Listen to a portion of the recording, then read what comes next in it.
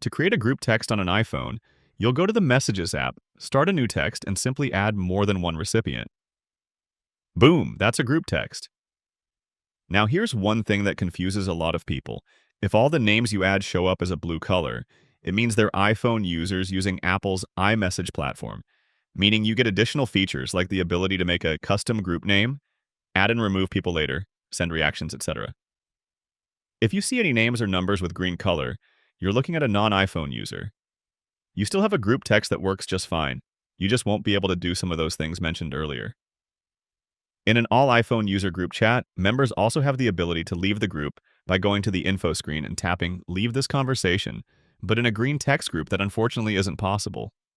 If you have a mixed group of users, using a third-party app like WhatsApp might be a good idea, because it gives you added features and is available to both iPhone and Android users. That's group text in a nutshell. Subscribe for more quick tips like this, and I'll see you in the next video.